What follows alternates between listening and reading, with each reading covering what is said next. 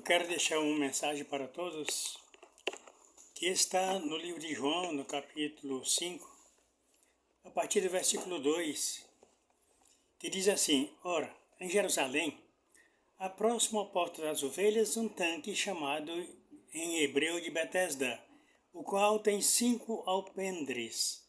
Nestes jazia grande multidão de enfermos, cegos, mancos, surdos, esperando o movimento das águas. Ora, meus irmãos, você que está me assistindo nesse dia, você sabe perfeitamente que naquele tempo havia muitos enfermos e os quais o Jesus curou, muitos deles. Inclusive, havia também alguns endemoniados. Jesus operou maravilha e expulsando o demônio daquelas pessoas. Mas à medida que o tempo passa, à medida que o tempo se multiplica a população no mundo, as enfermidades também mudam de nome, mudam de sentido. Por exemplo, no meu interior, onde eu nasci, do qual eu saí aos 9 anos de idade, mas eu me lembro de muitos nomes de enfermidades que hoje se chamam totalmente diferente. Por exemplo, você estava gripado, você estava com constipação, era constipado. Portanto, há uma diferença muito grande hoje em dia.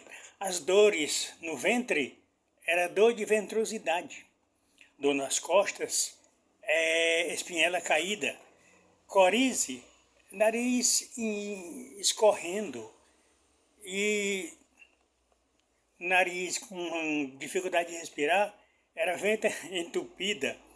E amigdalite, dor na garganta, hoje em dia é dor na goela. Febre insistente, o povo chamava de maleita. Febre que dava mais no período da tarde, o povo chamava de sezão. E por aí vai. As pessoas corriam um pouco, saíam daquele ritmo e ficava com dor no pé da barriga. Era a dor de viado. Não porque quisesse fazer alusão à homofobia, mas que o viado era o animal mais feroz, mais veloz que tinha. E por isso as pessoas chamavam de dor de viado devido ao período que aquela pessoa passou andando rapidamente ou correndo.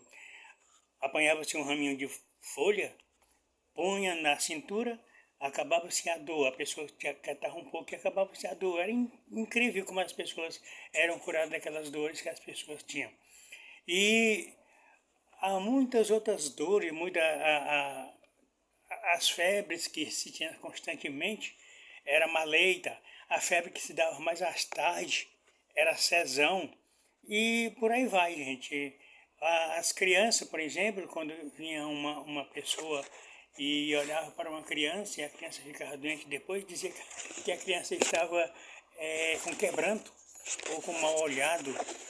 Arranjava-se uma rezadeira, ela vinha com um raminho de pinhão e dava uma sacudida na criança e rezava ali uma oraçãozinha, dizia: eu te quero, eu te curo, eu te benzo, amanhã tu amanhece bom, eu te benzo, eu te curo, no outro dia tu amanhece boa também, e por aí vai, e a criança ficava, de acordo com a fé dos seus parentes, a criança ficava curada. E por aí vai. Hoje em dia as doenças são totalmente diferentes daquele que a gente tinha antigamente. O matuto do interior tinha um tipo de doença, hoje elas são chamadas de outro jeito.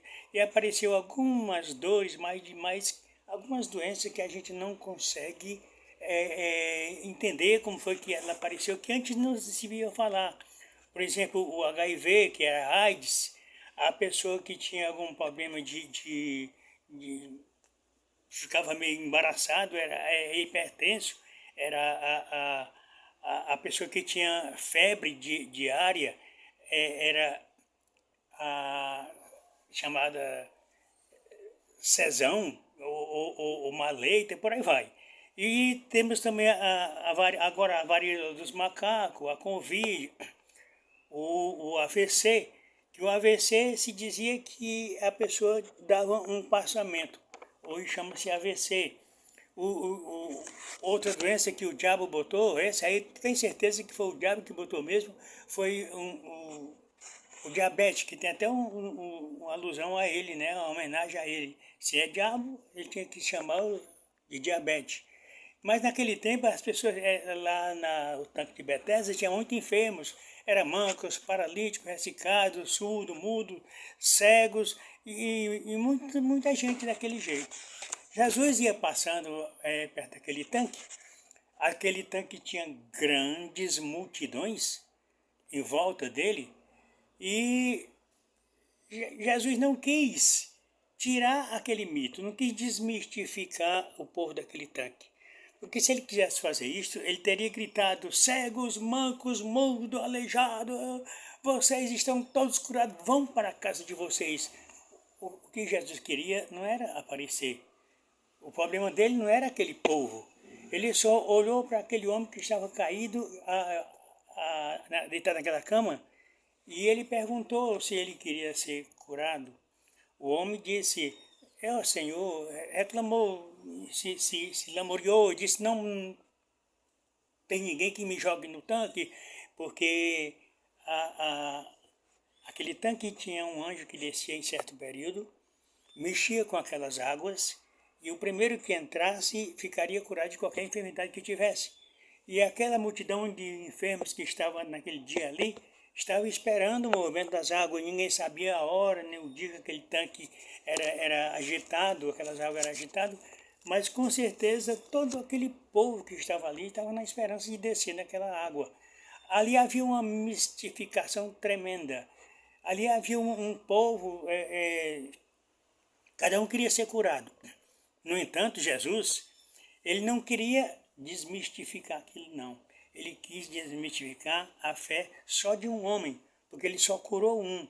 Se Jesus dissesse para todos os enfermos: vão para a casa de vocês e vão ser curados, no outro ano que Jesus viesse para aquela festa, aquele povo que estivesse perto daqueles tanques, aquele povo não estaria esperando o movimento das águas, mas esperando a passagem daquele homem que curou todo mundo.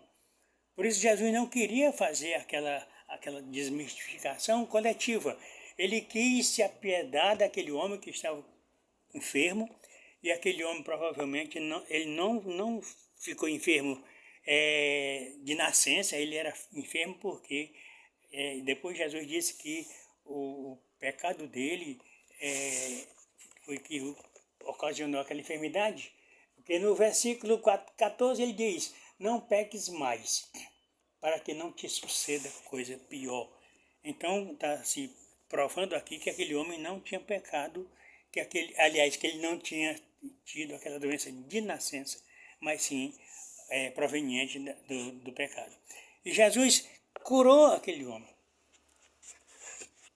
Os religiosos que estavam naquele local, que chegaram para Jesus, para aquele enfermo e reclamaram porque Jesus tinha efetuado aquela cura no sábado, eles não entendiam realmente o que era misericórdia, eles não sabiam nada de cura.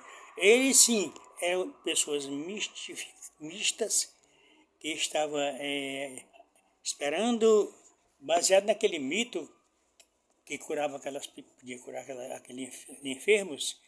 E quando aquele homem disse que não tem ninguém que me meta no tanque quando a água é agitada, tinha muitas pessoas, quem sabe da sua situação, deitado em camas, deitado em macas, em esteiras.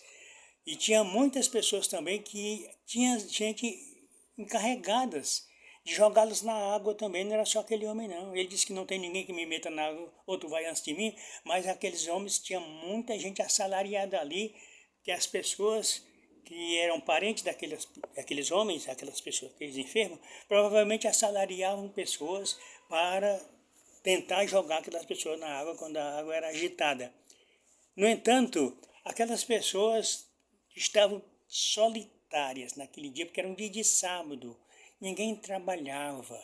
Aquele povo que tinha algum assalariado ali não estava trabalhando, o assalariado não estava junto. Por isso aquele homem ficou tão piedoso. Quem sabe até aquele homem tinha alguém para cuidar deles, porque ele precisava fazer as suas necessidades fisiológicas, ele precisava se alimentar, e deitado naquela cama ele não podia providenciar o seu alimento, nem a sua ida para algum local onde ele pudesse fazer as suas necessidades. Por isso certamente tinha alguém cuidando dele também, mas naquele dia não tinha ninguém, ele estava só. Por isso ele disse, Jesus, não tem ninguém que me jogue no tanque, porque vem outro antes de mim. E Jesus disse, olha, toma a tua cama e anda, vai para a tua casa. Aquele homem pegou a sua cama e saiu. Então, Jesus não tinha interesse de fazer uma cura coletiva naquele povo. O que lhe interessava era curar apenas aquele homem, porque Jesus não queria ser considerado como um rei naquele momento. O momento dele não era chegado ainda. Aquele foi apenas um dos milagres que ele resolveu operar de passagem. Então, para você, meu querido, para você, minha querida, que está me ouvindo, que está me vendo, olha lá. Não espera que algum mito venha te levar para a beira de algum tanque.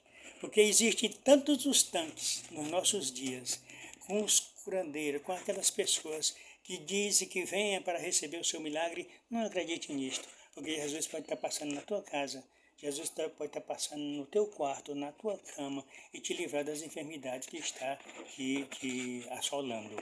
Creia nele, porque ele é acima de tudo. Ele é o que pode nos curar das nossas enfermidades. Ele é o que pode tirar-nos de todas as doenças, de todos os males e fazer-nos enxergar uma nova vida.